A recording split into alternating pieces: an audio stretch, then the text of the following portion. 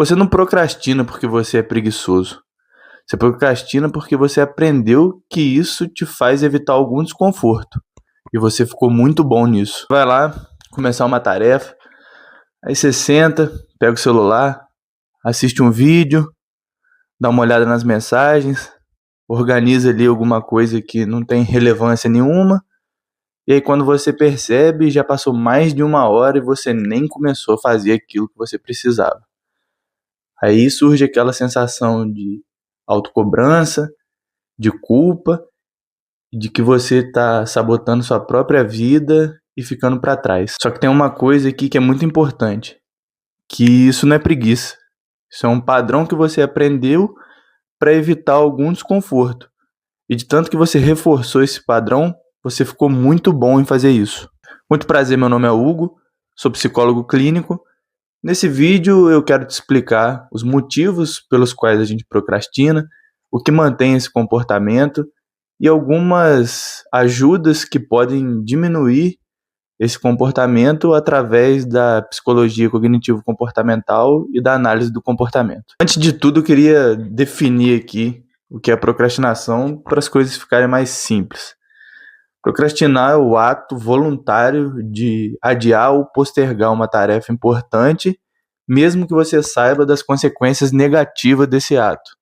Então, geralmente você sabe o que você precisa fazer, você quer fazer, você se preocupa com aquilo, mas ainda assim evita fazer. E por que isso acontece? Existem vários motivos, mas um dos principais que mantém esse tipo de comportamento é se esquivar de algum desconforto em relação àquela tarefa. Existem vários motivos pelos quais aquilo pode ser desconfortável. A gente vai destrinchar alguns aqui e explicar melhor, mas majoritariamente você procrastina para evitar qualquer tipo de desconforto. Então você, de tanto repetir isso, você fica muito bom e por isso que parece que é muito difícil deixar esse comportamento de lado. Muitas tarefas elas causam um estado aversivo na gente. Então, isso gera muito desconforto. Tô olhando para cá de vez em quando porque eu tenho um roteiro e eu anotei aqui algumas sensações aversivas que algumas tarefas causam. Eu vou dar uma lida aqui para esclarecer melhor. Por exemplo, ansiedade, insegurança, medo de errar, medo de fracassar, muita pressão, frustração, sensação de incapacidade, perfeccionismo. Eu, por exemplo, procrastinei pra cacete pra fazer esse vídeo aqui. Falei, porra, não tem um cenário maneiro, o cenário é isso aqui. Não tem uma iluminação boa, nunca fiz vídeo pro YouTube, o roteiro vai ficar horrível, vou travar. E coloquei 380 empecilhos pra começar a fazer isso aqui, porque eu não queria lidar com a possibilidade desse vídeo ficar horrível e, sei lá, não ter engajamento, não ter comentário, não ter visualização, não ter porra nenhuma, mas estamos aqui para testar e ver qual vai ser. Então, esse tipo de sentimento, de sensação, até de pensamento, afasta a gente de entrar em contato com aquele tipo de tarefa, porque a gente foi feito para evitar o desconforto. Então, quanto mais confortável for uma tarefa, mais empecilho a gente vai colocar para poder começar ela e se distanciar cada vez mais de qualquer tipo de desconforto. Para entender melhor por que isso se mantém, preciso explicar um pouco sobre como funciona o nosso comportamento. Por que a gente faz o que a gente faz, mesmo que a gente saiba que de alguma forma isso está trazendo prejuízo. Nosso comportamento ele funciona basicamente por reforço e punição.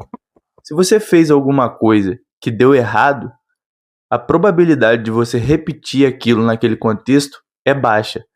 Mas se você fez alguma coisa e isso funcionou para você, a probabilidade de você repetir aquilo naquele contexto aumenta. E a gente tem 2 tipos de reforço: reforço positivo e o reforço negativo. Reforço positivo é quando eu faço uma coisa e aquela coisa tem uma consequência boa. Então, eu vou repetir aquilo naquela circunstância. O reforço negativo é quando eu faço uma coisa que me retira algo ruim. Como, por exemplo, na procrastinação, eu adio o entrar em contato com aquela tarefa e, como consequência, as sensações aversivas que ela pode me proporcionar são retiradas. Então, aquilo mantém o comportamento de procrastinar. Por isso que é muito difícil a gente simplesmente pegar e falar, não, nunca mais vou procrastinar, tudo que eu tiver que fazer vai ser no impulso, vou fazer de forma rápida, mas na verdade não é bem assim, porque a gente já reforçou esse padrão de esquiva que está dando certo. Então, o que está dando certo, a tendência é que a gente continue fazendo. Além do comportamento de procrastinar propriamente dito, manter esse ciclo, alguns pensamentos também contribuem para que você mantenha esse tipo de comportamento. Por exemplo, você pensar que precisa fazer perfeito, que não vai ficar bom, que você não consegue, depois eu faço melhor, eu preciso estar motivado para fazer, preciso esperar o momento perfeito. Esse tipo de pensamento, ele começa a reforçar a ideia de que a tarefa é difícil, entediante, e isso vai fazer com que você tenha comportamentos de evitação. Então, esses pensamentos também influenciam muito na forma como você vai agir em relação a esse tipo de tarefa. Então, resumidamente, o ciclo funciona mais ou menos assim. Parece uma tarefa, ela te gera algum desconforto. Você evita.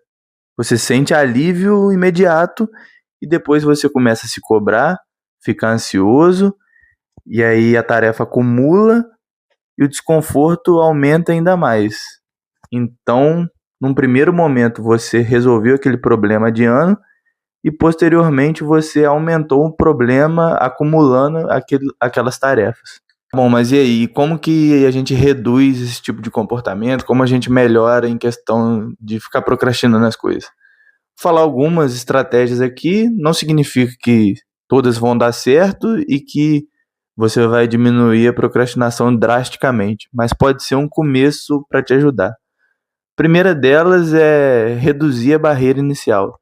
Geralmente a gente vê uma tarefa ingrata como muito difícil, a gente exagera muito no esforço que a gente vai ter que fazer ela, e isso daí dificulta muito o início daquele tipo de atividade. Uma estratégia que você pode usar é dividir esse tipo de tarefa em blocos. Sei lá, você tem que estudar e se planeja para estudar 5 horas. Se você não está acostumado a fazer isso, se esse tipo de tarefa é algo difícil para você, a probabilidade de que você sustente ela pelas 5 horas que você planejou é muito baixa. Então, você vai se frustrar e você vai estar reforçando aquele ciclo de incapacidade, de frustração. Isso vai te afastar do início daquela tarefa. Então, pô, divide aquilo. Não vou estudar 5 horas, vou estudar meia hora.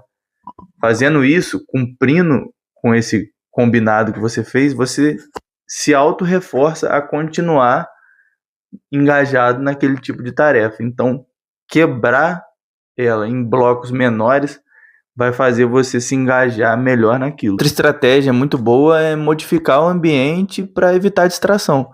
Você precisa estudar e se o celular está do lado da sua mesa, a probabilidade de que quando surgir uma notificação você olhar ela ali é muito grande. Aí você vai pegar, vai abrir ali o celular, vai entrar nas redes sociais e vai perder o foco daquilo que você estava fazendo. Então, eliminar algumas distrações vai te ajudar muito a prosseguir com aquela tarefa. E outra coisa muito boa também é tornar aquele comportamento automático. Então você pode facilitar algumas coisas para que você consiga fazer aquilo de forma mais automática. Sei lá, por exemplo, você quer ir para academia e coloca vários empecilhos naquilo. Pô, vai em uma que é mais perto da sua casa, separa a roupa de ir para academia antes, facilita o processo que você consegue ter mais aderência e menos procrastinação. E outra estratégia, essa é um pouco mais difícil de colocar em prática, mas que, na minha opinião, é algo que mais atrapalha, que mais faz a gente procrastinar, é lidar com o perfeccionismo. Muitas vezes a gente quer fazer a tarefa, a gente sabe que a gente tem que fazer, mas a gente evita porque acha que tem que fazer perfeito, que tem que acabar tudo num dia só, que se algo faltar, nada valeu a pena, e se não for 100% certo, significa que está 100% errado.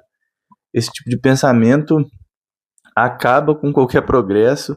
A gente nunca consegue ver nossas conquistas de forma justa. A gente está sempre procurando o erro e não entendendo nossos acertos também. Lógico que a gente tem que observar os erros e consertar eles. Mas quando a gente é muito perfeccionista, a gente só foca no que a gente errou e esquece tudo que a gente acertou. Isso acaba desmotivando a gente e fazendo com que aquele ciclo da procrastinação, de frustração, de perfeccionismo, de sensação de incapacidade fique cada vez mais forte. Então, se atacar, se culpar mais, não vai resolver o problema. Porque quando você se culpa de forma excessiva, você aumenta a ansiedade e aumenta aquela sensação de incapacidade e de que você não vai dar conta.